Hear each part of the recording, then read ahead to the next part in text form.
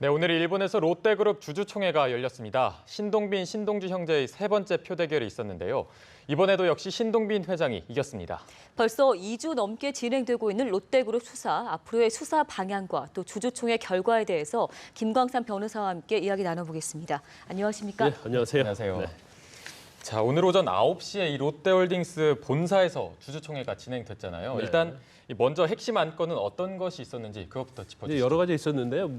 가장 중요한 것은 지금 현재 그룹 총수로 있는 신동빈 회장과 이제 그에 따른 임원에 대한 그 해임안이죠. 네. 다른 건 회사의 어떤 부차적인 거고요. 그래서 일단 그것이 굉장히 화두로 떠올랐고 또 이게 특징이 뭐냐면 지금 검찰에서 굉장히 롯데를 지금 칼날을 겨누고 있잖아요. 네. 그래서 신동빈 회장도 아마 조만간에 이제 수사의 대상에 오를 것인데 그런 와중에서도 전 신동주 전 회장과 현 신동빈 회장이 어떤 표대결로 이루어졌다는 데 좀 의미가 있을 거고요. 사실 관심이 많이 끌었습니다만 예상대로 이변은 없었습니다. 그래서 예. 지난해 8월 또 올해 3월에 주총에서 대결을 했었는데 네. 결과적으로는 싱겁게 신동빈 회장이 승리하는 걸로 끝났죠. 사실 말씀해 주신 그 신동빈 회장의 검찰 수사가 있었기 때문에 신동주 부회장의 반격도 가능하지 않을까라는 전망도 조금은 있었는데요. 역시 도덕성보다는 경영성에 좀 무게가 갔다라고 봐야 합니까? 그렇죠. 그리고 또 일단은요, 이제 표대결이잖아요. 이게 정기 총회거든요. 정기 주주총회 때문에 이제 표대결이기 때문에 누가 어느 정도 표를 많이 장악하고 있느냐에 따라 달라질 겁니다. 그런데 이제 신동주 전 회장 같은 경우에는 이제 본인 생각에 검찰에서 지금 수사를 받고 있고 이런 롯데가 굉장히 위기에 처하지 않았습니까? 네. 그래서 이 롯데 위기의 원인은 바로 신동빈에게 있다. 그래서 그걸 가지고 특히 광윤사랄지 종업원 지주회랄지 또 L 투자회사랄지 이제 그런 데를 설득을 하면 네. 자기가 충분히 이번에 승산 가능성이 있다고 그렇게 판단을 한 것 같아요. 네. 근데 결과적으로 가장 중요한 게 이제 거기서 이제 표대결에 있어서 종업원 지주회였거든요. 그런데 종업원 지주회가 결과적으로 전적으로 신동빈 회장 편을 들었고요. 이제 종업원 지주회의 좀 특징이 있어요. 일반 회사와 좀 다른 면이 10년 이상 된 과장 130명이 종업원 지주회에 소속돼 있어요. 그래서 표대기를 할 때는 130명이 와서 표대기를 하는 게 아니고 그 대표자 한 명이 와서 그 표를 다 행사하는 거예요. 예. 그게 27% 정도 되거든요. 근데 거기에 대해서는 신동빈 회장이 완전히 장악을 하고 있고 그 이후에 나머지도 대부분이 신동빈 회장이 장악을 하고 있었기 때문에 예. 이번에 주총회에서 신동빈 회장이 전적으로 이긴 게 아닌가 그렇게 봅니다. 네, 이 신동주 전 부회장이 사실 주주총회 날짜가 가까워질수록 신동빈 회장에 대한 공세 수위를 계속 높여갔거든요. 네. 이 내용을 보면은 이 현재 위기가 신동빈 회장에게 있다고 하는데 이 의견 어떻게 보십니까? 일단 과연 위기가 있느냐 없느냐는 한번 구체적으로 따져봐야 하는데요. 검찰에서 이제 수사한 이유가 이제 여러 가지가 있겠죠. 있는데 일단 형제 간의 어떤 그 형제는 아니라고 그러지 않습니까? 네. 그래서 굉장히 좋지 않는 모양새를 계속 보여왔고요. 무엇보다도 이제 검찰에서는 신동빈 회장 자체의 책임이 있다기보다도 신격구 총괄 회장부터 롯데 자체의 어떤 지배 구조에 굉장히 문제점이 있는 거예요. 그래서 그 지배 구조에서 어떤 배당금이랄지 한국에서 롯데그룹 전체의 한 90%가 매출이 한국에서 일어나는데 거기서 생기는 이득은 일본으로 다 건너간다는 네. 거죠. 이제 그런 문제점. 그다음에 세 번째로 이번에 신영자 롯데 장학재단 이사장과 관련돼서 네이처 리퍼블릭 정은우와 관련된 어떤 그러한 그 비리랄지 그런 것들 또 우리가 최근에 잘 아시다시피 그 롯데 홈쇼핑의 어떤 중징계를 당하지 않았습니까? 예, 예. 거기다 대고 면세점과 관련된 비리랄지 또 가장 우리가 주목을 받는 것이 그거였잖아요. 화학 제품과 관련된 부분. 케미컬이요. 그렇죠. 예. 그래서 이제 그런 것들이 종합적으로 롯데를 수사를 하지 않을 수 없는 그런 상황에서 수사가 된 것이지 꼭 전적으로 신동빈 회장이 문제가 있어서 이게 수사가 된 것은 아니라고 봅니다. 어찌됐든 적어도 그룹 내에서는 신동빈 회장의 지지와 결집이 탄탄하다는 게 재확인된 셈인데요. 신동주 전 부회장이 이런 얘기를 했습니다. 원리더에서 내려와라 이런 표현을 썼어요. 3연패 했음에도 형제가의 싸움 계속 되겠습니까? 아니면 이제 좀 접겠습니까? 그 신동주 전 회장이 의외로 포기하지 않을 것 같아요. 그래서 아마 본인들이 생각할 때는 그런 걸 거예요. 일단 사실 롯데그룹의 계열사들의 그 지분 구조를 보면요. 예. 신동주 전 회장하고 신동빈 회장은 그게 차이는 없어요. 단지 이걸 전적으로 장악하고 있는 일본의 롯데홀딩스 그런 회사들의 어떤 주주총회에서 표를 행사하는 데 있어서 신동빈 회장이 굉장히 영향력이 크다는 거죠. 그러다 네. 보니까 이제 신동주 전 회장도 어떻게든지 기회를 보고 있는 것으로 보이고요. 그다음에 이번에 정기 주주총회에서 졌음에도 불구하고 다음 임시 주주총회에서 다시 한번 하겠다고 그런 말을 한 것을 볼 때는 포기한 건 아니고 계속적으로 아마 본인이 신동빈 회장을 해임하기 위해서 계속 노력을 할 것으로 보입니다. 네. 네, 그리고 아까 처음에 말씀해 주셨다시피 신동빈 회장이 곧 수사 대상에 오를 것이라고 말씀해 주셨는데 이를 두고 이제 신동빈 회장이 다음 주말로 귀국 일정을 늦췄어요. 이를 두고 이 검찰 수사를 피하기 위해서 일정을 늦춘 것 아니냐 이런 해석도 나오고 있는데요. 여기에 대해서는 어떻게 생각하십니까? 일반적으로 이제 수사는 굉장히 신속의 생명입니다. 그런데 사실 지금 롯데그룹에 대해서 검찰에서 수사를 하고 있지만 뭐 제가 개인적으로 그냥 볼 때는 예. 그 수사가 그렇게 매끄럽게 잘 되고 있지는 않는 것 같아요. 그 이유는 여러 가지 있을 겁니다. 일단 증거에 있어서 굉장히 어려움을 겪고 있지 않나 생각이 예, 돼요. 예. 그래서 관련자 증언도 굉장히 있어야 하고요. 이번에 압수수색을 통해서 많은 걸 확보를 했는데 과연 그 안에서 얼마나 건졌는지가 굉장히 수사의 어떤 성공 여부에 달려 있을 수 있다고 보는데 신동빈 회장 입장에서는 수사에 대해서 굉장히 완전하게 준비를 하고 가는 게 낫겠죠. 네. 그냥 뭐 준비 없이 들어갔다가 거기서 어떤 증거를 들이댔다랄지 아니면 뭐 결정적인 걸 했을 때 거기에 대한 변명 같은 걸 할 수 없다고 본다면 잘못하면 범행을 인정할 수밖에 없는 상황도 올 수 있을 거고요. 예. 그래서 아마 철저하게 법률 전문가들과의 어떤 교감 또 상담을 통해서 많은 걸 준비를 해야 하고요. 또 시간이 흐를수록 사실은 지금 언론을 통해서든 아니면 검찰 내부를 통해서든 어떤 정보를 좀 입수할 수 있거든요. 네. 그래서 아마 수사에 준비하고자 하는 그런 생각이 있을 거고 네. 또 원칙적으로 조사를 받는 사람 입장에서는 시간을 끌면서 수사에 좀 물타기를 하고 싶은 그런 전략이 있을 수 있는 겁니다. 그래서 아마 그런 일환이 아닌가 싶어요. 네. 혹시 한국 들어왔을 때 출국 금지될 가능성도 있습니까?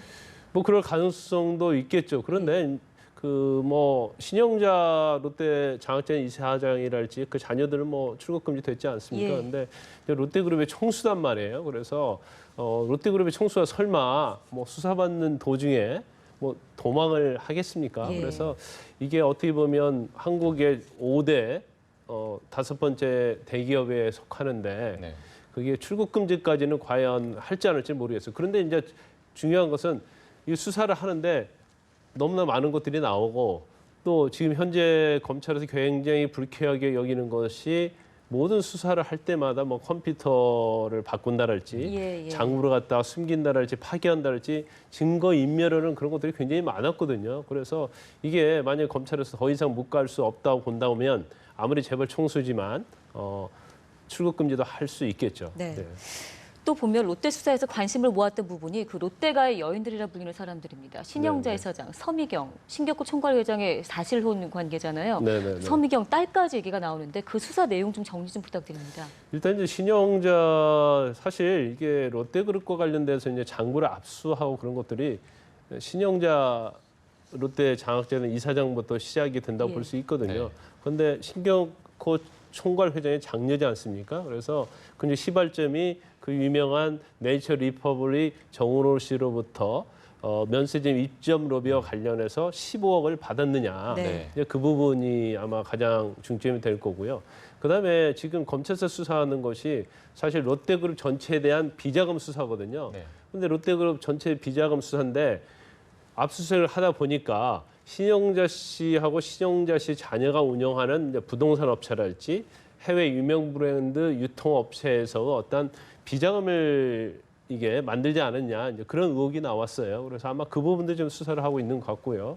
그다음에 이제 서미경 씨 같은 경우는 신격호 총괄 회장의 세 번째 부인인데 네. 이제 본인이 롯데그룹에서 어떤 지분을 갖고 있지는 않아요. 뭐 갖고 있어도 조금 아주 미미한 부분 갖고 있기 때문에 롯데그룹 경영이나 뭐 비자금에는 뭐 관여하지 않았을 거라고 보지만 이제 가지고 있는 것이 부동산이 많이 가지고 네. 있습니다. 그래서 서미경 씨하고 서미경 씨 딸인 신유미 씨가 가지고 있는 부동산이 한 1,000억대 돼요. 그리고 서미경 씨하고 그 모녀가 운영하는 유기개발 그 또 회사가 두 개가 있습니다. 근데 하나는 롯데 시네마 관련해서 일감 몰아주기 한 거 아니냐, 예, 한 예. 200억 정도. 시네마 안에 그 매점. 그렇죠. 롯데 예. 시네마 매점이죠.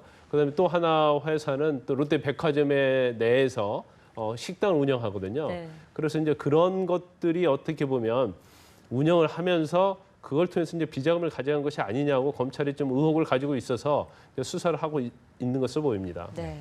말 그대로 정말 이 전방위로 롯데에 대한 수사가 압박을 하고 있는 것 같은데 이런 가운데 롯데케미칼 전 임원이 이 수사 대상 중에 처음으로 구속이 됐잖아요. 네. 이번 이 사건에 대해서는 어떻게 해석을 하십니까? 일단 그 롯데케미칼 근데 그 사람이 그분이 전 재무 담당 임원이에요. 지금은 아닌데 그런데 롯데케미칼이라는 것이 사실은 이 현재 비자금 수사에 있어서 굉장히 정점에 서 있습니다. 예. 그래서 롯데케미칼의 전신이 호남석유화학이거든요. 근데 롯데케미칼에서 신동빈 회장이 경영 수업을 받았고요. 또 롯데케미칼의 신동빈 회장이 굉장히 애정을 가지고 있어요. 그러면서 M&A 같은 것이 굉장히 많이 이루어졌고 또 해외와 거래 같은 걸 많이 했거든요. 그래서 이제 그 과정 중에서 비자금이 있지 않느냐. 그 부분에서 굉장히 검찰이 지금 사실은 가장 칼날을 겨누고 있는 것이 롯데케미칼이에요. 예. 그래서 롯데케미칼의 일단 전 재무담당 임원을 구속을 했는데 이게 지금 전 재무담당 임원을요. 지금 수사하고 있는 비자금과 관련해서 구속한 게 아니고 법인세와 관련된 조세 포탈로 구속을 한 탈세 겁니다. 관련으로 그렇죠. 구속이 됐죠. 그렇다고 예. 한다면 아직 비자금에 관한 부분에 대해서 검찰이 자신을 하고 있지 않는 거죠. 그래서 일단 재무담당 임원인 김모 씨를 구속해놓고 네. 김모 씨를 통해서 어떤 뭐 수사의 단서를 잡든지 또 거기서부터 시작을 하려고 하는 것으로 보입니다. 김현수 대표 소환해서 조사하는 거는 그럼 좀 수사에 진척이 있었습니까? 재무통, 자금 관리인으로 불리는 인물이잖아요. 그렇죠. 그런데 이제 아직 뭐 수사에 어떤 결과가 나오지는 않고 있어요. 예. 그런데 결과적으로 롯데 쇼핑이랄지 그 전에 아마 그 다른 롯데 계열사에 있어서 재무 담당 임원으로 있었기 때문에 아마 자금 관리를 굉장히 한 걸로 알고 있어요. 그래서 아마 비자금 부분에 대해서도 굉장히 잘 알고 있을 것이다. 그래서 그 김현수 씨에 대해서도 검찰이 수사를 하고 있는 거죠. 네. 그럼 이제 신영자 이사장 같은 경우는 이제 소환이 임박했다 이런 분석이 나오고 있는데 여기에 대해서 조사가 더 어떻게 진행될 것으로 전망하시나요? 일단 뭐 제일 중요한 것은 뭐 신영자 이사장과 관련된 것은 네이처 리퍼블릭으로부터 과연 15억 상당의 입점 로비 돈을 받았느냐는 네. 거잖아요. 네. 그런데 사실 관계된 사람들이 다 주었다고 진술을 하고 있는 것으로 보입니다. 그래서 뭐 그 부분에 대해서는 아마 검찰에서 신병 처리 가능성, 즉 구속 가능성도 있지 않나 저는 그렇게 보고요. 네. 단 이제 비자금과 관련된 부분에 있어서는 이게 뭐 바로 이게 밝혀낼 수 있는 게 아니고 계좌 추적이랄지 장부랄지 이제 그런 걸 전부 다 들여다봐야 하기 때문에 그건 시간이 좀 걸릴 거라고 봅니다. 신격호 총괄 회장 그 페이커퍼 컴퍼니 있지 않습니까? 예. 스위스에 있는 그 로베스트 이 관련해서는 어떤 정황들이 포착됐습니까? 사실 이 로베스트도요. 예. 이게 롯데케미칼과 관련이 있는 페이퍼 컴퍼니예요. 네. 그래서 1985년도에 그 롯데케미칼 전신이 호남석유화학이라는 회사거든요. 그 호남석유화학의 지분을 관리하기 위해서 85년도에 스위스에다 만든 페이퍼 컴퍼니입니다. 네. 그런데 이 로베스트 이제 페이퍼 컴퍼니인데 롯데물산이랄지 롯데정보통신에 대한 지분을 가지고 이걸 운영하는 과정에서 돈을 좀 빼돌리지 않았나 그런 네. 의심을 받고 있고요. 네. 그다음에 이게 사실 로베스트가 지금 검찰에서 처음 수사한 게 아니고요. 1년 6개월 전부터 금감원에서 이걸 계속 내사를 하고 있었어요. 왜냐하면 2014년도에 한 900억 원 정도가 신격호 총괄회장 계좌로 들어간 것이 밝혀져서 그럼 이 900억 원의 용도가 뭐냐에 대해서 1년 6개월 동안 수사를 했었거든요. 네. 그리고 이 수사한 자료가 금감원에서 이제 수사가 아니고 조사죠.